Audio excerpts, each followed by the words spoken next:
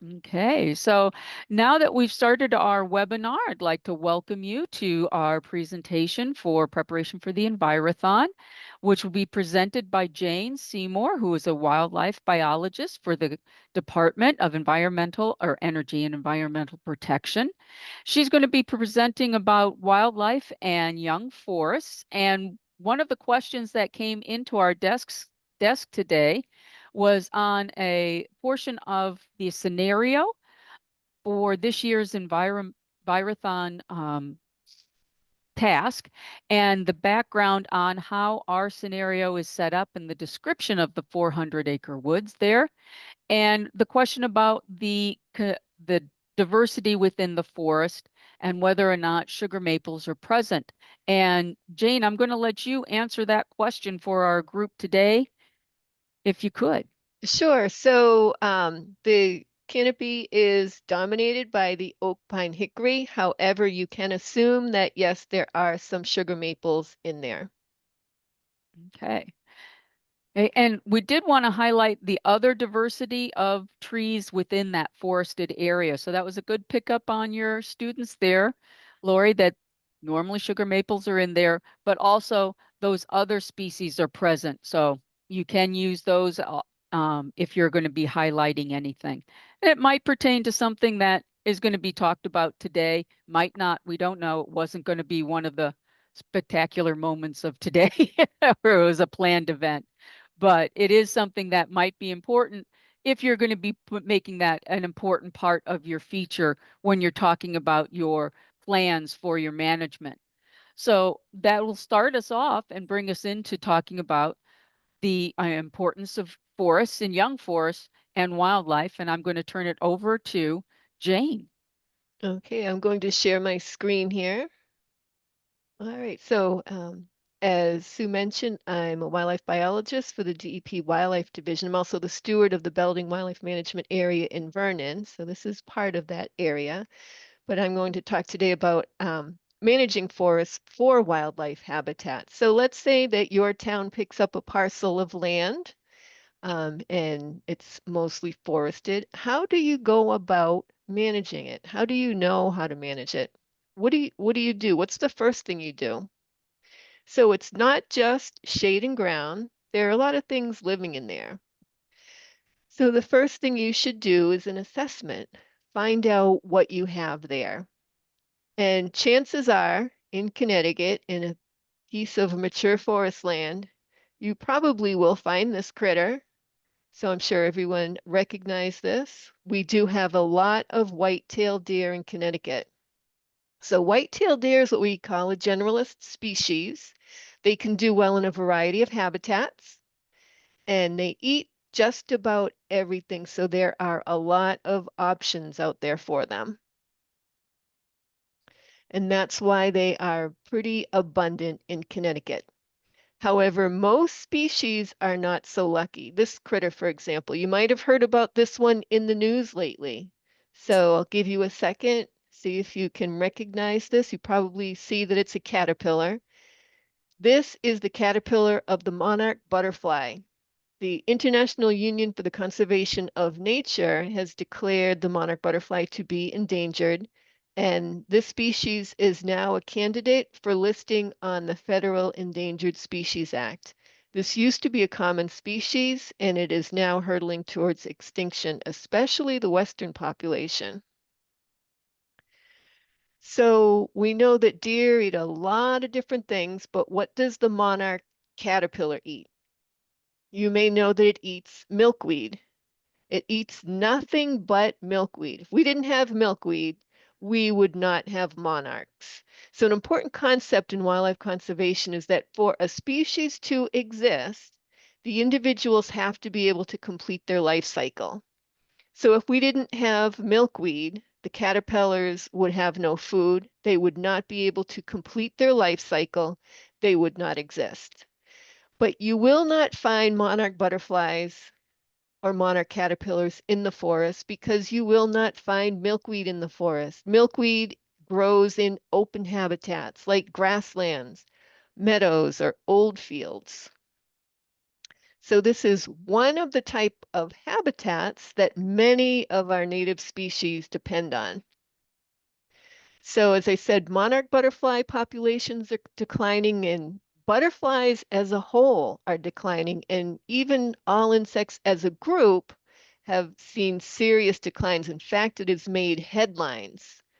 So insects are very important. They do a lot of services for us, and as National Geographic tells us, we'll miss them when they're gone. And it's not just insects. Birds, this was another news story. We've lost nearly 3 billion individual birds that used to fill the skies over the United States and Canada. So we've lost 3 billion, about 3 billion birds in the last 50 years. Many of those species have seen population declines of 50% or more. So this is very concerning. And if you zoom out even more, worldwide, the average wildlife population has declined by about 70%. So some populations are doing better, some are doing even worse, but on average, the average wildlife population has lost about 70%. So we're in a biodiversity crisis. In fact, this loss of biodiversity is one of our top environmental crises of the day. We do hear a lot about the climate crisis, and that is a serious issue. In fact, that does contribute to the loss of some wildlife populations. But the biodiversity collapse is one of the greatest environmental crises of our time. So if we're going to stop this, first thing we need to know is what is driving the decline. What do these critters need? So we know that different species depend on different kinds of habitats, but no matter what type of habitat they live in, all animals have to find 4 basic requirements in their habitats in order to survive and to reproduce, to complete their life cycle. So what are those 4 basic requirements? I'll give you a second to think about that. So you're probably coming up with food, water, shelter, and did you come up with space?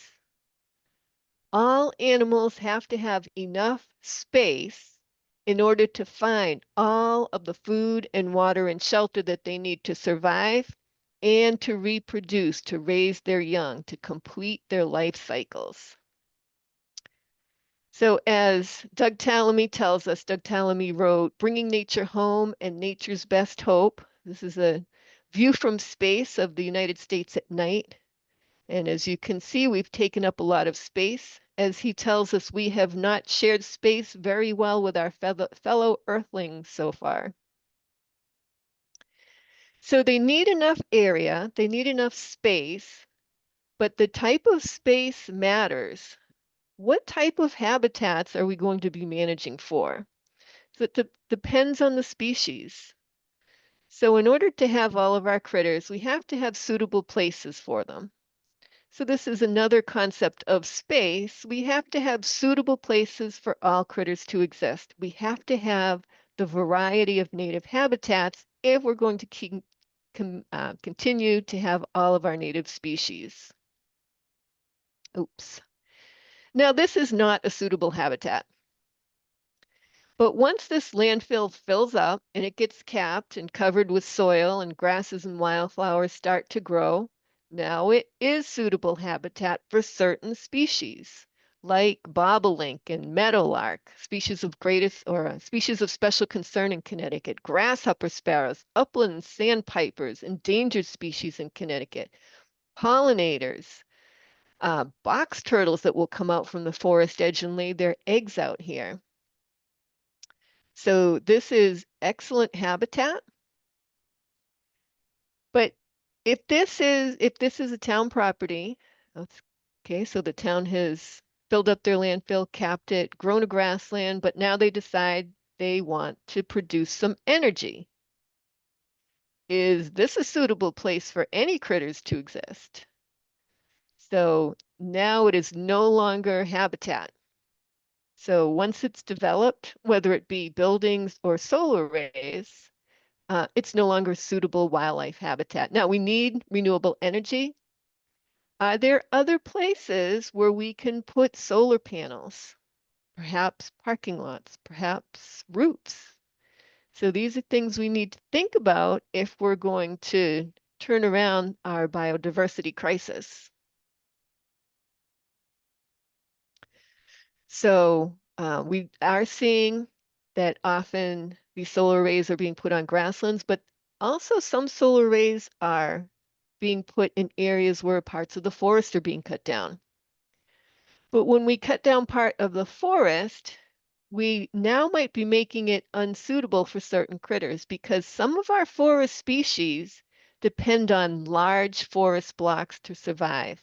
Wood thrush need unbroken forest patches of 100 acres or more to nest successfully. Cerulean warblers need about 250 acres of unbroken forest to nest successfully. So you might not have taken up the whole forest, but it's possible that now this forest is not big enough for certain species. And this is another important concept in wildlife conservation is the species that depend on larger patches of habitat are more vulnerable because those are the patches that get fragmented into smaller patches that are no longer suitable because they don't have enough space. I don't know if you can hear my cat look trying to tell me that it's dinner time. However, it's not. So, another important concept. In general, the number one threat to wildlife is loss of habitat. So as we take away the places that animals live, those animals can no longer exist. Now, one of the biggest drivers of loss of habitat is human development, houses, buildings, roads, etc. There's also another way that some species lose their habitat, and that is through the process of succession. So succession is a natural process where one group of plants overtakes another group of plants over time. And the important thing to remember here is that every stage in this process of succession is important to certain types of wildlife. If you go back to the very beginning stage of succession, that would be bare ground. That might happen after a flood or a fire or a glacier retreating, but that's actually good habitat for killdeer. They lay their eggs right on the bare ground. Their eggs are camouflaged, and so those eggs blend in with the bare ground. This is also good habitat for tiger beetles, for many of our solitary native ground nesting bees. But it doesn't stay exposed forever. Eventually, grasses, wildflowers start to pop up. Now you have good habitat for bobolink if it's big enough. As time continues, you might start to see scattered shrubs and tree seedlings starting to pop up here and there, making it old field habitat. So now it's good habitat for blue-wing warblers, kingbirds, field sparrows. As those shrubs and tree seedlings continue to fill in and create a dense shrub habitat, now it's good habitat for a brown thrasher. This is a species of special concern in Connecticut. It has been disappearing because its shrubland habitat is disappearing. Because eventually those tree seedlings are going to grow up into young forest, and now it's good habitat for species like the ruffed grouse, which has become very rare in Connecticut. And then as those trees continue to grow into mature forest, now it's habitat for a lot of our familiar species like blue jays and white-tailed deer and gray squirrels. So these habitats that occur early in that stage of succession, this is what we refer to as early successional habitats.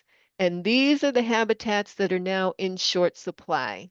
And so the species that depend on those habitats tend to be the species whose populations are declining. If you look on Connecticut's list of threatened and endangered species, you will see quite a few early successional species on that list.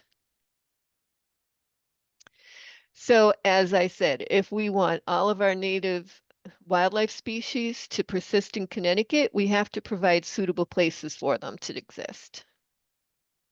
Some of our species depend on multiple stages of habitat. The woodcock depends on thick, young deciduous forest adjacent to these meadows, these open habitats where they do their courtship displays.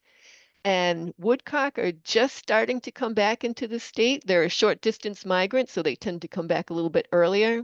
but pretty soon you will hear them calling. So if you have a big meadow near your home, go out in the evening just as it gets dark and listen for their calls.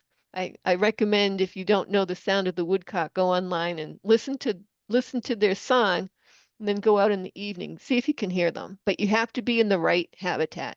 You have to be in a suitable habitat. Even our forest interior birds depend on forest openings, grasses and wildflowers, where they find the insects that they need to feed to their young. So even forest interior birds need these young stages of habitat. Now, when the settlers first arrived, they did encounter vast tracts of forest, and what did they do to the forest? You may know that they cut it down. And they converted it to pastures and hayfields and some cropland. So how is this for forest wildlife? Not very good. How is this for grassland wildlife? Very good. Because back in the day, agriculture was much slower. They didn't have lots of heavy equipment, so it took a while before grassland habitat, but succession started to happen. So tree seedlings and shrubs started to pop up here and there. Those grasslands started becoming smaller and smaller. So as I mentioned before, those species that depend on large areas of habitat are the more vulnerable ones. So upland sandpipers are going to disappear first because they need the largest patches of grassland. They need grasslands of 100 acres or more. 150 acres is even better. They're going to fall out first. Then the grasshopper sparrows, because they also need unbroken grasslands of about 100 acres. But as they're disappearing, your old field species are starting to pop up. Those blue-winged warblers, kingbirds, field sparrows. As those shrubs fill in and the tree seedlings fill in, now you have more shrubland habitat. So your golden-winged warblers, your brown thrasher are starting to move in as more grassland species disappear. And eventually it's going to grow into that young forest that the ruffed grouse like and the towhees like and the woodcock like. And then eventually our forests grew back into the mostly mature forest that you see today. So most of the undeveloped land in Connecticut is now mature forest. So when you go for a walk in the woods and you see these stone walls, these remnants of our agricultural past, think about the stages that that forest went through before it got to this stage. Think about the animals that used to live there that are not there now. So if the forest is just growing back, if Connecticut is just growing back into the forest that it wants to be, why do we need to be concerned about these early successional habitats, these early stage habitats, or the species that depend on those early stage habitats? Why do we need to concern ourselves with those? So as it happened, we did always have those different stages of habitat. And think about how was our forest able to grow back? If you cut down the Amazon rainforest, it doesn't just grow back. Our forest did. So think about that for a little bit. But think about how we had those different stages. How was it possible if the forest is always trying to grow back? How did we have those stages of habitat? One reason was fire. Fire was a frequent occurrence on the landscape. Fire is why we have fire-dependent species like pitch pine. So the fire will open up the cones, but those seeds inside the cones need exposed soil to germinate. And the fire burns off that leaf litter, exposes the soil so those pitch pine seeds can germinate and grow new pitch pines. Other species are also dependent on some type of disturbance. Oaks, aspen, they depend on fire or other kind of natural disturbances. And many species depend on those habitats that are growing back. But what happens now if a fire breaks out?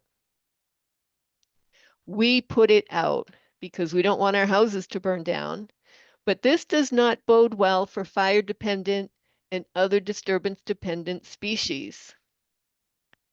But it wasn't just fire that was shaping the landscape. There was something else at work that was shaping the landscape. I'll give you a second to think about that. What else might be at work that was shaping the landscape, that was creating early successional habitat? Did you guess beavers? Because what do beavers do? They cut down trees. They can cut down a lot of trees. And think back over 10,000 years ago when we had giant beavers. Here's a comparison between today's beaver and prehistoric giant beaver. Think of the work that they were capable of. And it wasn't just giant beavers. We also had mastodons in Connecticut. So after the glacier retreated and grasslands started to grow and then forests started to grow. So as those forests started to grow, the mastodons moved in and they browsed. They ate those trees.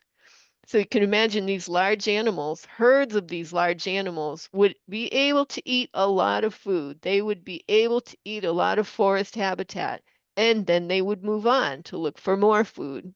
And the space that they left behind would start to go through those stages of succession. So it's like a cycle, kind of an inhale and an exhale. They feed here now, move on, it grows back. And there were also mammoths in New England. So mammoths are grazers. They roamed the grasslands of New England, grazing the grasses and wildflowers. So we know these species went extinct about 10,000 years ago, but by that time, in fact, they have now determined that about 12,000 years ago, there were humans in Connecticut. And what did they do? They cut down trees. They cut down trees to make their homes. They used fire extensively and they grew crops. So they would have to clear a large area to grow enough food for their community. But they didn't keep growing on the same cropland. They might use that cropland for a few years, but then they would let the soil recover. They would move on to a different area, clear that area, and start growing their crops there. The cropland that they abandoned would go through the stages of succession while that soil recovered. Now, those beavers, we know that parts of the trees they use for food, but parts of the trees they use to make a dam. What happens to all those trees that are still standing, but now they're flooded? They're not going to survive for very long. They're going to die. So this area used to be a forest. So it was a forest. The beavers move in. They flooded the trees, became a swamp. The trees all died. It became this nice beaver pond. It's great habitat for things like great blue herons and kingfishers and red-winged blackbirds, ducks, fish, turtles, frogs. So it's great habitat. But those beavers eat a lot of food. Eventually, they're going to eat themselves out of house and home. They have to find a different area. So when they abandon this pond, they're not always there. They're not there to always be repairing the dam. So the dam starts to leak. That pond is going to drain and that sediment is going to be exposed. So on that exposed sediment, now wetland plants are going to start to grow. That area will continue to dry out as the stream finds its course. So if you've ever heard the term beaver meadow, that's what this refers to. The pond has drained, the sediment has been exposed, and grasses and wildflowers start to grow in that exposed sediment. Now it's great habitat for things like red-winged blackbirds and bluebirds and tree swallows, a variety of bees and butterflies and beetles. So they've made some great habitat, but we know it's not going to stay wildflower meadow for either. So the beavers have abandoned their pond and it succeeds into a beaver meadow. And some of you may live in a town that has a beaver meadow road. That's what this refers to. Once the beavers have abandoned their pond and the pond drains and that sediment becomes exposed and the grasses and wildflowers start growing, that's the beaver meadow. But it won't stay that way forever. It will eventually go through the process of succession into old field, into shrubland, into young forest, into mature forest. So at any point in time across the landscape, you have these different stages of succession.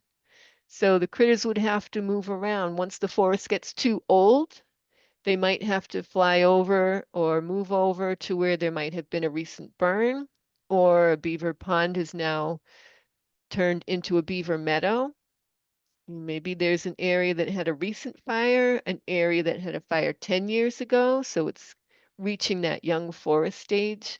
Now, we still have a lot of beavers in Connecticut, but we don't let them do the work that they're capable of because we've built our roads and buildings too close to rivers and wetlands. So as soon as they start flooding, we break down the dam or we put in water level control structures. So there's still a lot of beavers, but we don't let them do the habitat work that they're capable of. So how do we recreate these natural disturbances? If we're not going to let wildfires burn, we can set some controlled burns. So this is one way to create or maintain some of that early successional habitat. So this is great for maintaining some grassland habitat. Or, like the beavers, we can cut down trees, find a suitable area and cut down the trees. So the term clear cut has gotten a bad rap because we know what's happening in other parts of the world where they're clear cutting vast acres of the Amazon rainforest or the old growth forest. So they're cutting way too much. Plus, those areas did not evolve with the types of disturbances that our eastern forest did. So think about that. How was our forest able to grow back? It had evolved with these disturbances. It was adapted to these disturbances. And that's why when the farms were abandoned, our forests grew back. So we can create some early successional habitat by cutting down some forests in a suitable area. And take a look at the tree that was left here. So what do you notice about that tree? Take a look at it for a second. That tree is dead. Dead trees are important habitat elements. So standing dead trees, we also refer to them as snags. They're perches, they're homes, they're food. Eventually they'll fall over and become logs, which are also important habitat elements. So our policy when we're doing habitat work is to keep all standing dead trees if safe to do so. They're homes for our woodpeckers, for some of our songbirds, for some of our owls, and even for some of our waterfowl like mergansers and wood ducks. So an important part of the forest. Now, here's an area where we cut down the forest, and just 1 year later, it is providing food and cover. There were grasses, sedges, wildflowers, shrubs, native shrubs, tree seedlings like oak seedlings and birch seedlings. Just 1 year after this cut, this was filled with birds that were not there before. So many of these birds are what we consider species of greatest conservation need. They're not listed species yet, but their populations have been declining and they're heading in that direction. So things like towhees and rose-breasted grosbeaks, indigo buntings, there are even chestnut-sided warblers and prairie warblers there. So these are birds that you don't see much of anymore, but we were able to create a suitable place for them by cutting the forest. And then here's the important part, stepping back and letting the forest regrow. So we should not be going in there. We should give the animals their space. The only thing that we would be doing at this point is to go in after the nesting season and treat any invasive plants that are coming in. So people like to go where there are birds. It's actually a boom to certain economies. In 2022, Americans spent over $107 billion on birding. So yeah, great for the local economy. Oh, there's our prairie warbler. You can go to All About Birds. It's a website maintained by the Cornell Lab of Ornithology, and you can look up all the different birds, and each one will have its song, so you can go and listen to the different songs of these birds. Jane, just quick question. Going back Yeah. to that chestnut-sided warbler, do they appear in earlier areas? Because I know they'll only use areas like for like young forests around like 10, 15 years, and then they move on. But will they appear in the recently cut areas too? Yeah, yeah, this was in that area just a year after it was growing back. Yeah, so I've seen them in pretty short shrubby areas. And then in another site where we did a forest cut, probably 2 years after that forest cut, some chestnut-sided warblers showed up. But you're right, a lot of these species, for some of our early successional species, once that forest grows up to about 10 years old, it's starting to lose its value for some of these early stage species. So chestnut-sided warbler, prairie warbler, indigo buntings, those are things that you're going to lose once that forest starts to grow up. So the thing to think about is you can do a forest cut, and that's going to be good habitat for 10, maybe 20 years. So you always have to be thinking ahead, where am I going to do this next cut? Because you always have to have something in that stage of habitat for these critters. The New England Cottontail. So you might see cottontails all over the place. That is the non-native eastern cottontail. Our native cottontail, the New England cottontail, has lost more than 80% of its habitat since 1960. So the population of this rabbit had gotten so low that it was actually a candidate for listing on the Federal Endangered Species Act. And the reason they did not list it is because some of the states got together and they started creating some habitat, basically doing some forest cuts to let the forest regrow to make that thicket habitat, that thick shrubby habitat that these rabbits need to survive. So here's a question for you. Where do you think the historic range of the New England cottontail was? If you said New England, you'd be right. It was New England and a little slice of eastern New York. So another question. Given that these rabbits need big areas of thick shrubby habitat, what does that tell you about the historic landscape of New England? It tells us that there was enough thick shrubby habitat to have viable populations of the New England cottontail. So these are all reasons why we do forest management. So wildlife habitat and forest products can go hand in hand. This is another species that depends on that thick, young, shrubby habitat. The brown thrasher that I mentioned before, this is a species of special concern in Connecticut. It has gotten quite rare because of the loss of shrubland habitat. So by doing these forest cuts, and some of those trees can be turned into timber, can be turned into forest products. So it's good for the economy. You, you have loggers, then you have the sawmill, you have the forest products. So there are several stages that actually can be good for the local economy. Conducting forest harvests that have been planned in order to make habitat for these young forest wildlife species. So this is another shrubland species, but this one can survive in smaller patches of habitat. That's why the brown thrasher is a species of special concern, while its relative, the catbird, is not. You can even attract catbirds to your yard if you have a nice patch of shrubs, thick shrubs. They like the blackberries, places where they can hide their nests. So I may have mentioned before, when you do your assessment, what do you have in your forest? What are the species that are there? What are the potential species that are there? What are your goals? That's another thing to think of. Before you do any forest management, you want to get rid of the invasives that are there, because most likely you will find invasives. The multiflora rose is one that tends to grow along the edges.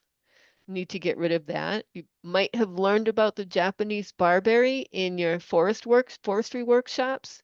This is an invader of the forest understory. That has to go. Bittersweet. So this is everywhere. But why are these invasive plants such a problem? Take a look at the leaves of the bittersweet. Then take a look at the leaves of one of our native plants. This is black cherry. What difference do you notice between the native black cherry and the non-native invasive bittersweet? These leaves are being nibbled. This is food. This is not. So if you have an area that's filled with maybe 100 different species of native plants, and then you get this one invasive plant that takes over everything,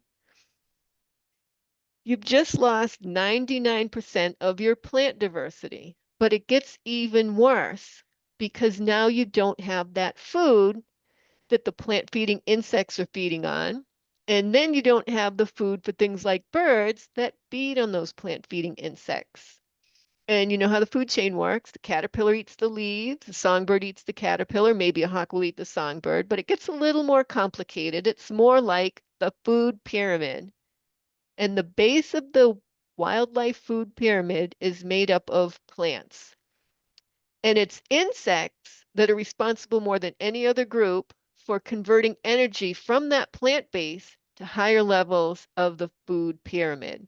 So if we were to lose our native plants, that would cause the collapse of that whole food pyramid, the wildlife food pyramid.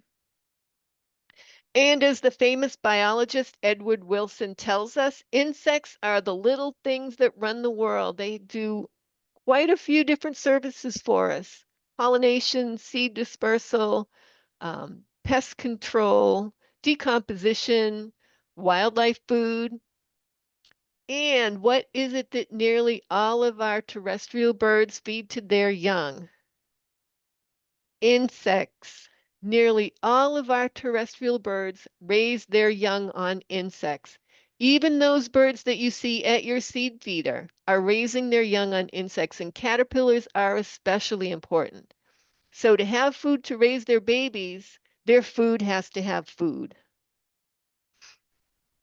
Burning bush is another invasive plant that invades the forest understory. So it might be providing some cover, but now it's not providing food. So this is another plant that you might have to get rid of in your forest understory.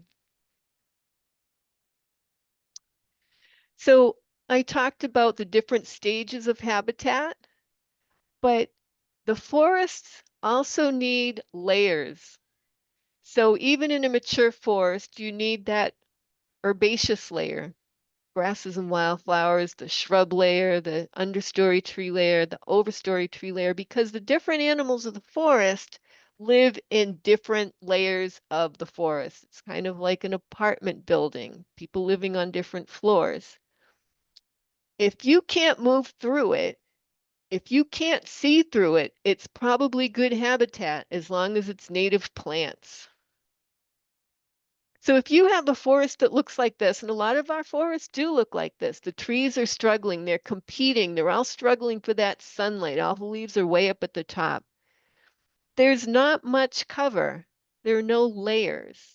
So if you're a ground nesting bird, such as a wood thrush that nests on or near the ground, or a towhee that nests on the ground in the forest, where are you going to hide your nest in a forest like this?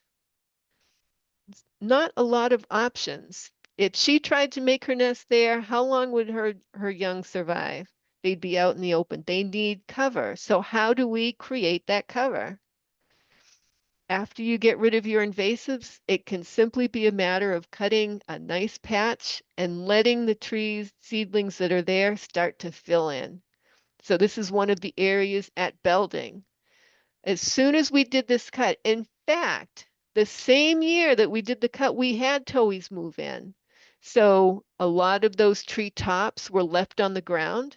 Towhees will make their nests under those tree tops. That's the cover for them. And then as these tree seedlings and some of those shrubs start to grow, the following year we had great catbirds moving in. And in 2 years we had prairie warblers and chestnut-sided warblers. A lot more birds than were there before we did this cut. So by making this cut, We are increasing diversity because we're increasing the value, the wildlife value. We're making suitable places for these critters to exist. Now, the Cerulean Warbler. This is a mature forest species. This bird has declined by about 70% in the last 50 years. So this bird is a little particular. This actually could be considered an old forest species, but what they need are large trees, but a thick forest understory. So these birds make their nests far out on a branch. So that might be on a tree that, say, is growing up above the tree canopy where it has lots of room to spread out its branches. But most of our forests don't really look like this. Like I said, a lot of our trees are kind of crowded. So how do we make habitat for the Cerulean Warbler? Well, we can find those trees that it likes, and we can cut all around those trees. So the Cerulean Warbler, as I said, it's rather a picky bird. It prefers to make its nest far out on a branch of a sugar maple or a white oak or a bitternut hickory. Or a chestnut oak too, Jane. Chestnut, the white oak family, yeah. Yeah, the white. Yeah. Down south in cucumber magnolia too, apparently, but we don't have those as part of our forest up here. So yeah, the preferred ones are the white oaks and sugar maple. So you can release those trees, let those trees have lots of room so they can spread their branches and grow that understory. So that understory is going to help conceal the nest from below. And the other thing that they have found is the successful nests are those that are hidden by grapevines in the trees. The other thing they need is large patches of forest, so about 250 acres of unbroken forest or more. Now, when I say unbroken forest, that doesn't mean it has to be all mature forest. You can have different stages of forest, but they do need plenty of these large trees with thick forest understory. So Jane, when you mean that, do you mean also like small forest gaps when you're saying different age forests? Yes. So you need the large sugar maple or white oaks. You need that understory. So those gaps are allowing the understory to grow. Large forest patches, 250 acres or more, and grapevines. So you actually do want to encourage grapevines for cerulean warblers.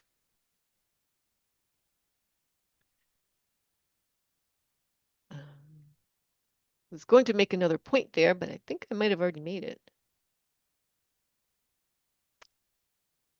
So your town has acquired a parcel of forest land, and you are going to come up with a plan to manage it. What is something that typically happens once a town or a land trust acquires a piece of property? One of the things that tends to happen is a lot of trails go in there. Now, it's great to go out and experience nature. It's great to go out and learn about the forest, to hear the birds singing. They've actually found that listening to bird song is good for your health. Being out in nature is good for your health. So, of course, we do want to go out in nature. And also, being able to go out and experience nature is also going to encourage people to want to protect it. But there is a limit. How do these trails impact the wildlife? We don't want to love it to death. There have been studies that show that conservation areas with no trails have more birds than conservation areas with trails. And there was also another study that showed that a conservation area that had a very robust population of wood turtles, once they put in trails, every last wood turtle disappeared. So there are impacts, there are consequences of bringing trails into your conservation areas. And this is the irony with protecting land. We protect an area that's full of wildlife, we put in trails and drive out a lot of that wildlife. So how do we, I'm sorry, was there a question? No. So how do we provide access for the community to experience nature, to provide education, to encourage people to want to protect it without destroying it? So there are a few options. So one reason that trails can be a problem for wildlife is it's not just the trail itself, but we're impacting wildlife on both sides of that trail. For birds, 150 feet on either side. For mammals, 400 feet on either side.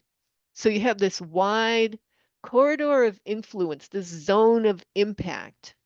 So if there's a bird 100 feet but on off the trail, you're going to be impacting that bird.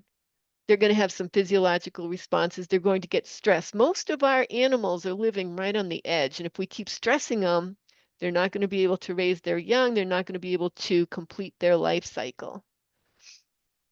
So here's one example of a parcel where all these trails were cut in through here. And if you look at that zone of impact, almost the entire parcel is impacted by those trails.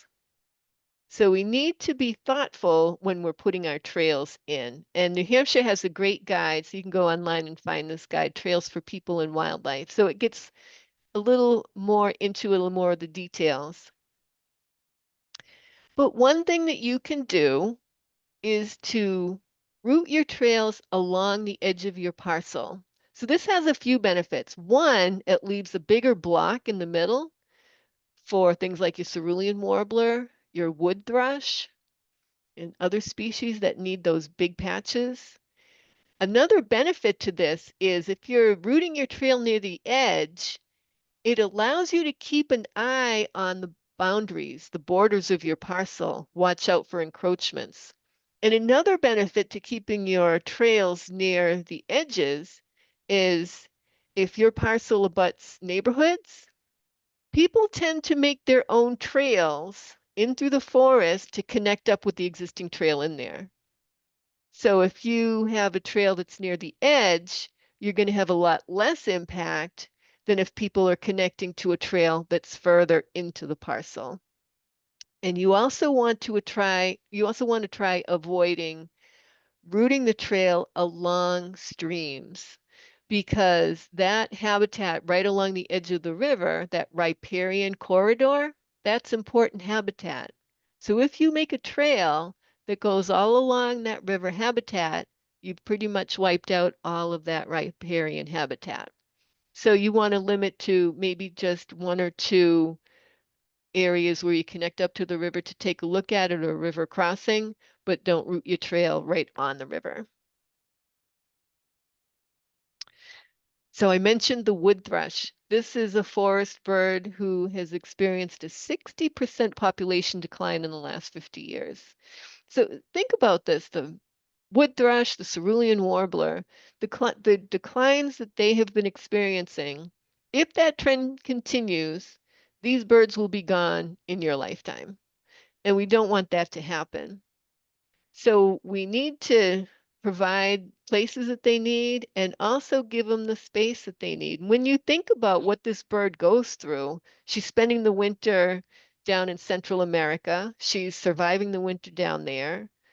She has to find food and cover as she starts her migration. So this red arrow, that's her northern migration, or spring migration.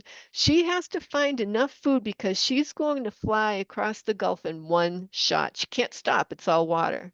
And when she lands, she has to make her way back up to her Connecticut home. She has to find food and cover all along the way.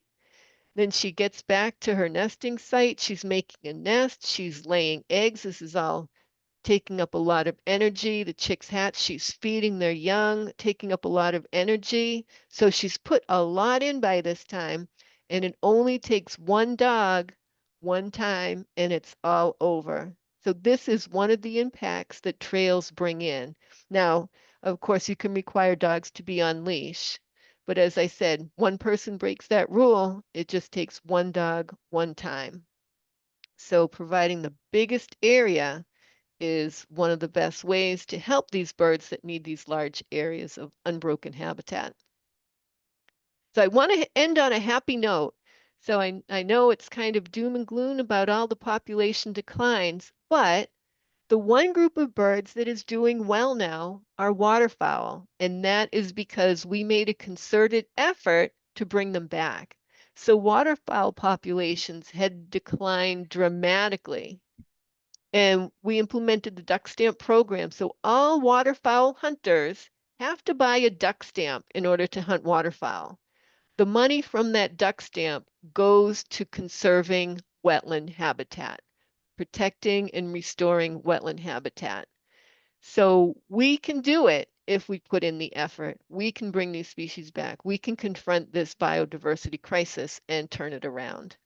So I think I'm out of time. So much to talk about, but I'll be happy to take questions now.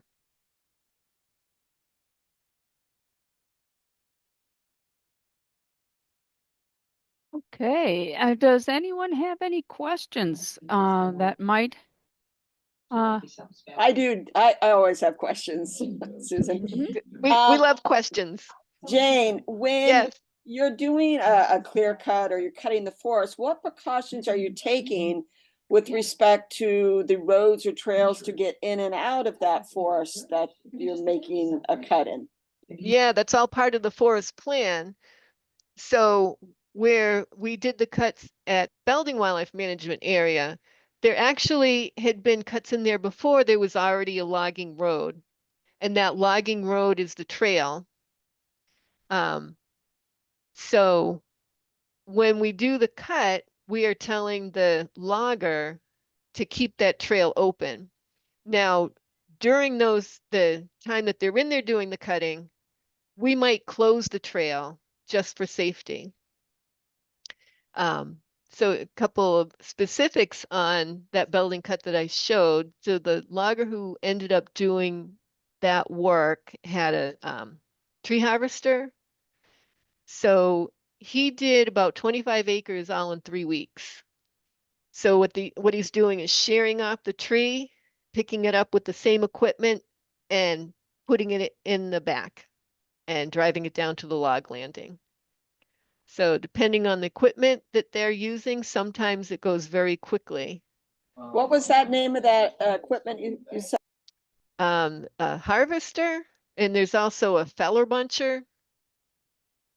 So it grabs the tree, shears it, cuts it, and then puts it in the back.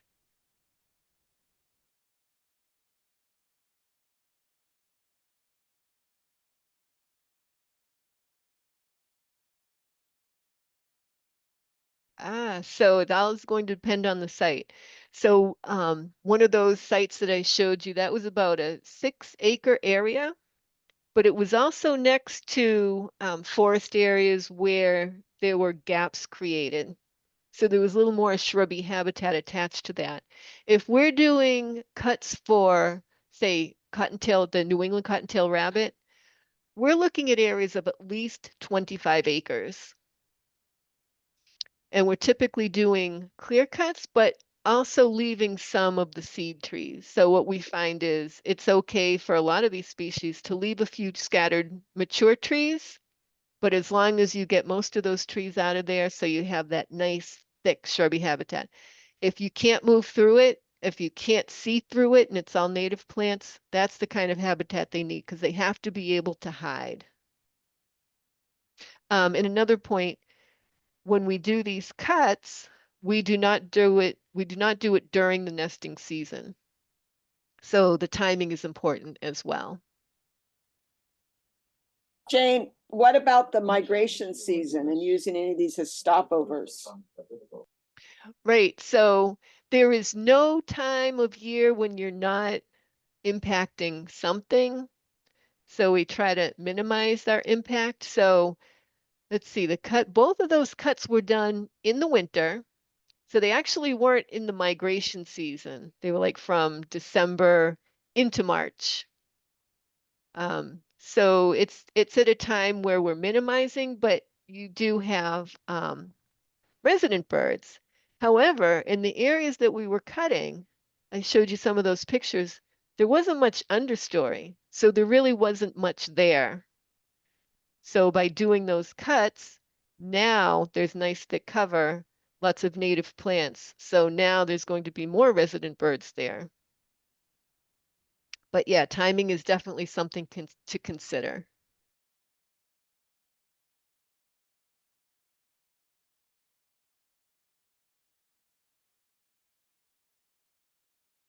Definitely. Right. Okay. Because if you put the trail around it, you've now destroyed 100% of that riparian habitat, that habitat right next to the water's edge. But you can, if you want to bring people to a pond, you can bring them to a point on the pond. Have like an overlook, a little viewing point, but not all around the pond. So you can check out the Belding Wildlife Management Area webpage. There's a couple of slideshows there. Habitat history discusses some of the things that we talked about. There's also the native landscaping. So I didn't have time to get into more of the native plants versus the invasives, but you can view the slideshow here. And we also, every week, feature a different species that you can find at Belding Wildlife Management Area. And if you follow the Connecticut Fish and Wildlife Facebook page, they post a little blurb about the species of the week, and then they have a link so that you can read the full article on the Belding webpage. And when you get out there, if you don't already have the Seek app, I recommend this app. This was developed by iNaturalist. It's a free app, and it will help you identify all kinds of species if you can get close enough and if it has enough information. And you can also use the app to post your sightings to iNaturalist. And I don't think Jane, what's the difference between regular iNaturalist and the Seek by iNaturalist? So the Seek, you just hold your phone up to the critter. So that with the original iNaturalist app, you would take a picture of it and submit it to iNaturalist. This one tells you instantly what it is. You don't even have to take the picture.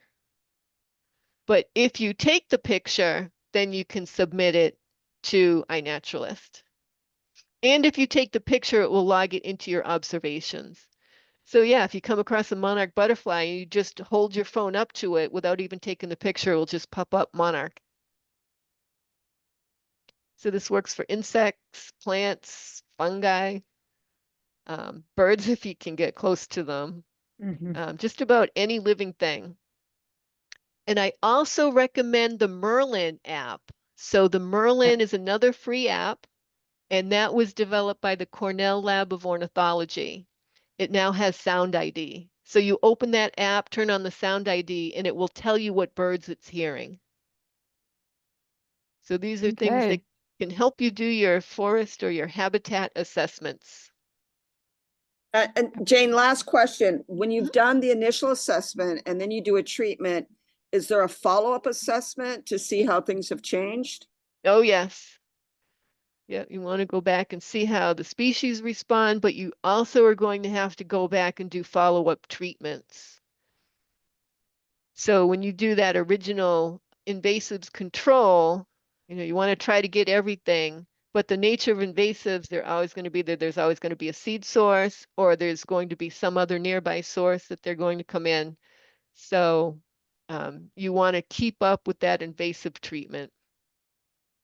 So those invasives, a lot of those invasive shrubs, birds will eat the berries if they don't have other berries to eat, if they don't have other sources of food. So a lot of times in late summer, some of our birds will be feeding on berries. Our native shrubs like, oh, they just escaped me. Things like poison ivy and greenbrier, some of our vines, Virginia creeper, arrowwoods, dogwoods, those berries all have a relatively high fat content, and that's what the birds need to help prepare for the winter, whether they're going to be migrating or getting ready to spend the winter here. These invasive plants like bittersweet and honeysuckle, they do not have that fat content. So even if you see birds eating bittersweet berries, they're not nutritious. So they're gobbling up all of these berries and then they're spreading them everywhere. So we need to get rid of these invasives and provide them the natives. So that provides them food in the form of insects And then also later in the summer, berries that have a relatively high fat content. And the other thing I should mention, when we do these cuts, we don't have to plant anything. You want to get rid of the invasives. When you do the cuts, you're going to have a seed source in there. So you might have acorns there or pine seeds there. Also, some of the hardwoods that you cut will resprout. And a lot of our pioneer species will find their way in there. So in that cut that we did, both at Belding and the other area, as soon as we did that cut, we had things like burnweed come in. So burnweed is attached, the seeds are attached to the fluff, so that wind can take them long distances, and when they make lots of seeds too, and when those seeds land on exposed areas, say after a harvest, they'll grow there. Is that And true for milkweed too, that it comes back, or do you have to plant the milkweed? so it depends how close the nearest population is, or other populations are to your forest cut. I did not have milkweed come in at the Belding cut.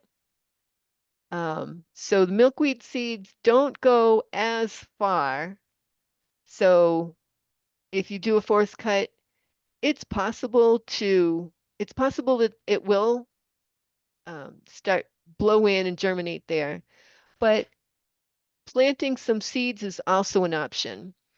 If you're going to do any planting, the best plants or the best seeds to get are ones that are sourced from local wild populations.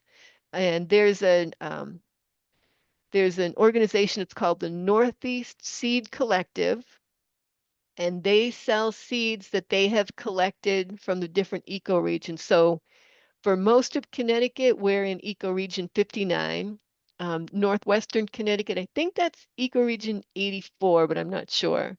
But if you go to Northeast Seed Collective and you look for seeds that you want to plant, and it will give you the option, well, which ecoregion are you in? And they'll sell you the seeds that are specific to your ecoregion, because those are the seeds that are adapted to grow in your ecoregion.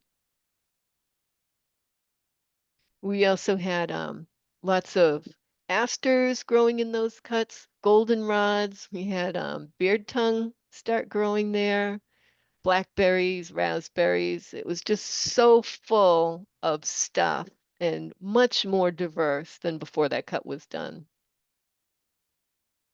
And so while we're here, I was even thinking, what are your thoughts of for a tour of the Belding Wildlife Management Area where we've done this cut?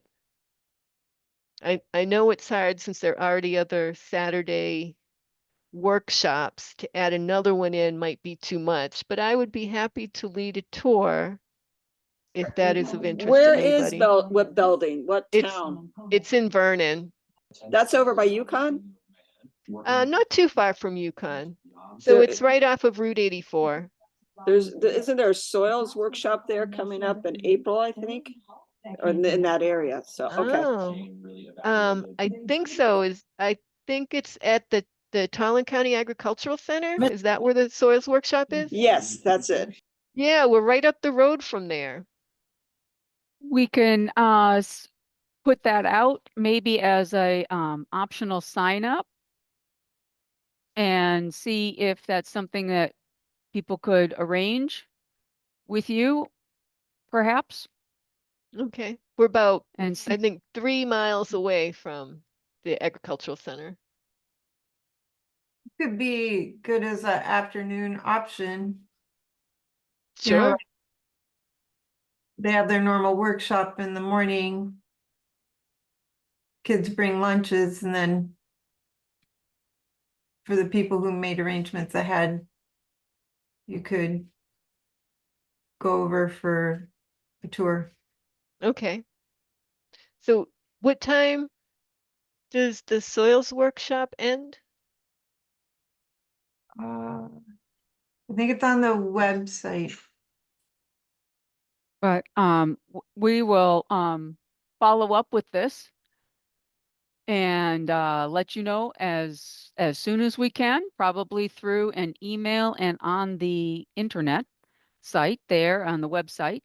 But we are going to have to end this webinar, okay, and let people sign off and follow up with you further. But thank you very much, Jane, for this evening and for all who have signed on this evening.